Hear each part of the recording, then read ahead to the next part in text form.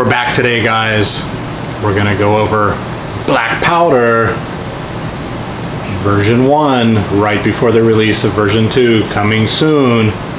So sit back, grab a beverage, and let's go over this now.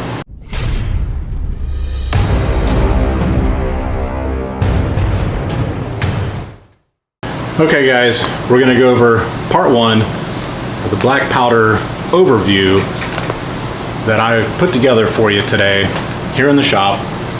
I've got my trusty notepad. I've checked it once, I've checked it twice, and today we're gonna go over army construction. Now this is a topic that's really important for pretty much any historical war game. I guess it can also go for fantasy games, sci-fi games, and that is, as you all know, dear to my heart, is list building. And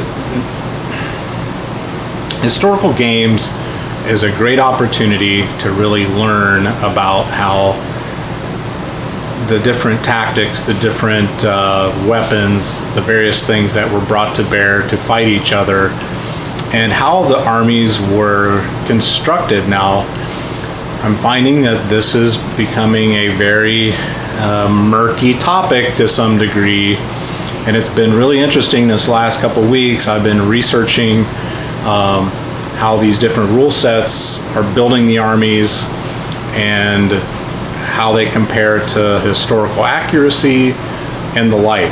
Now, there is a book I just grabbed, Continental Army Units. Now, I want you to remember this word because it's used throughout the Black Powder book, unit, okay? So, but going through this here recently, and trying to get down to what comprised regiments, etc. So, the army formation in Black Powder, it's going to come down to units, and various units form brigades. Now, here's the issue, and this is why war games won't really be totally accurate historically. It's an attempt to recreate battles, recreate fighting conditions, tactics, use of weapons that were used during those eras. In this case, we're looking at anything that was using black powder weapons, cannons, guns. So you're looking at the inception of the black powder rifles all the way up to, American Civil War. Okay, so you're going to be good with any type of miniature, any type of forces that are using black powder weapons. These rules will be applicable to that. So that's the start. So that's one of the things I really like about black powder. It encompasses a large area. A lot of guys don't believe that this does an adequate job recreating historical accuracy. So I would argue that it may not be a perfect representation as in terms of movement, etc. But on this episode, we are going to just focus in on army construction and what your army is capable of, okay? So the typical brigade, so we have units that form brigades, and a typical unit is, or a typical brigade is between 3 and 6 units. Now, it does specify in the rules that there are no limits to units and how many units you can put in brigades or how many brigades you can field on a table. It's limited obviously to the size of your table, and also the more units, the more brigades, the longer the game, the less likely it is for all these units to respond to all the commanders, and you're going to have a general, you're going to have a head general, brigade commanders, and yes, even down to like unit commanders. And that's how the orders were disseminated, starting from the general all the way down through all of the ranks in the fighting force. So the way that they have broken this down in black powder is that you have 4 sizes of units. Okay, there's a standard That typically is going to encompass between 24 and 30 models. Okay, that's going to represent, 100, 200 guys, but obviously you can't build that many models. Well, you could, I guess, if you wanted to, and field it all. What we're looking at doing is just making a representation of a block of troops on the battlefield, and that is going to relate to your stamina. So the unit stamina is how Black Powder determines the unit strength. So there's various games out there where we're going to be referring to unit strength, stamina, fortitude, etc. And different games are going to use different terms for this value. It's a numerical value, and in Black Powder, the standard unit is going to have a stamina of a 3. That means once you get below 3, you have 3 casualties to that unit. I'm choosing to use just a 6-sided dice at the back of the unit, and I just 1, 2, 3 every time they take a wound or take casualties. You're going to be making break tests every turn. You're going to roll 2 6-sided dice, and there's a chart here in our handy dandy quick reference sheet that we keep next to the game table. And you're going to make a roll, and this is going to determine, do your men stand, do they fall back, and possibly if they don't make their stamina check at 4 or less with a 2-sided die, you're taking the unit off of the board. You'll find a lot of the historical games will operate on some sort of principle like this, and then the rub is the stamina for the units too low? Is it too high? And you get into these arguments where, is the game mechanics set properly? That's something you have to determine as you play the game. And if it doesn't seem right, you can call a house rule. But it is related to the size of the unit. So large units will have a stamina of 4. Okay, and a large unit is going to be a representative of 36 to 40 models on the table.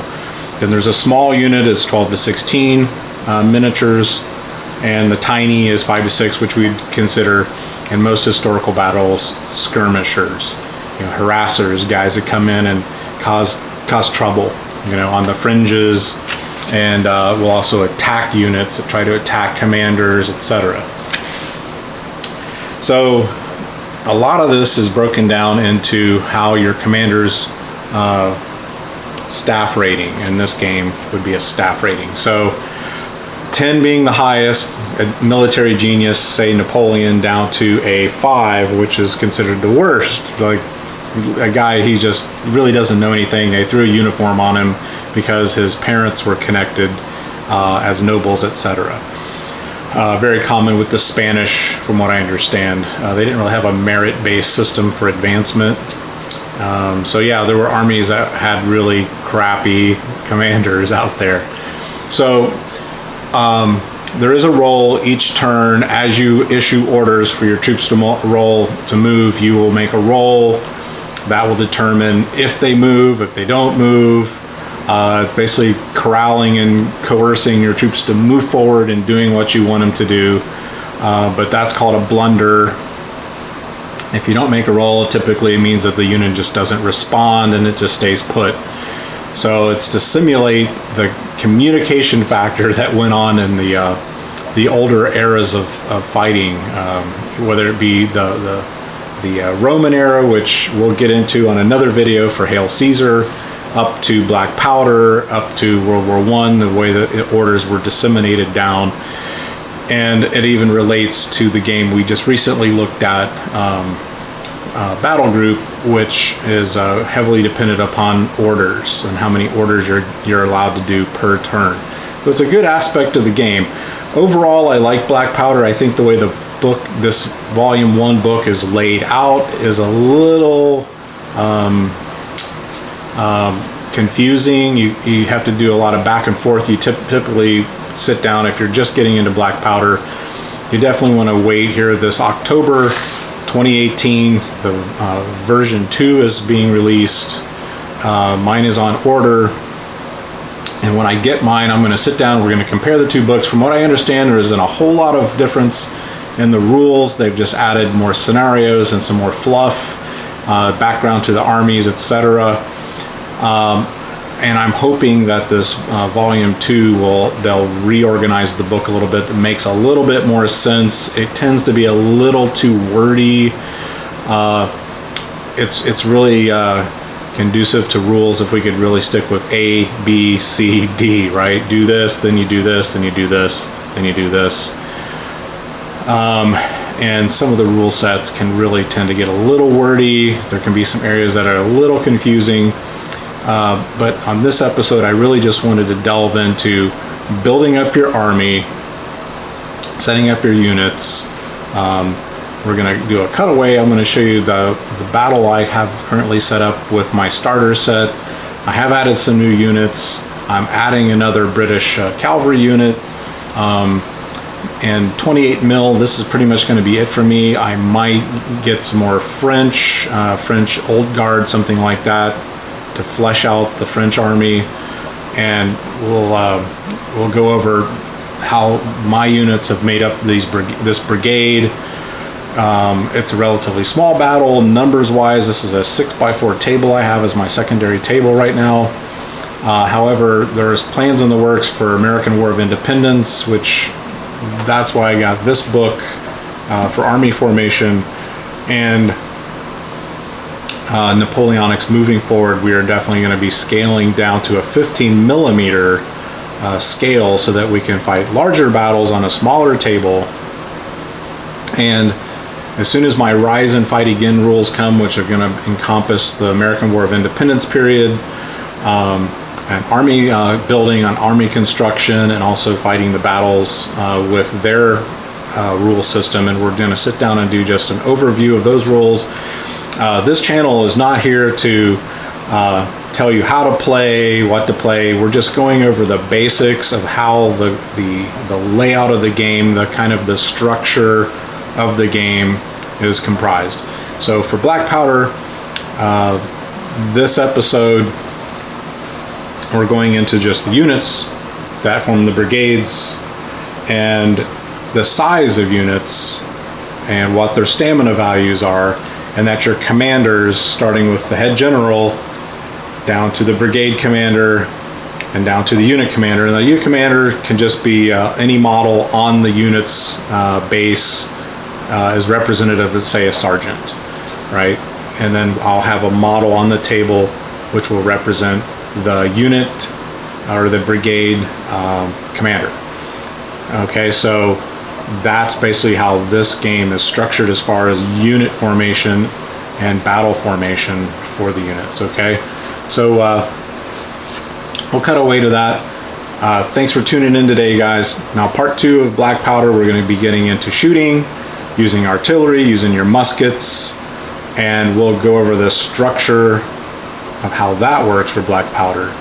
And in the future, within another month or less, we're going to be getting the version 2 rules, and I will be coming back on with another episode to compare the two and see, is there a real difference? Is it worth getting volume 2? Or if you're out there and you've already got volume 1, just stick pat with what you have. We're going to do that. We're going to do that for you guys and let you know. And also look forward to Rise and Fight Again.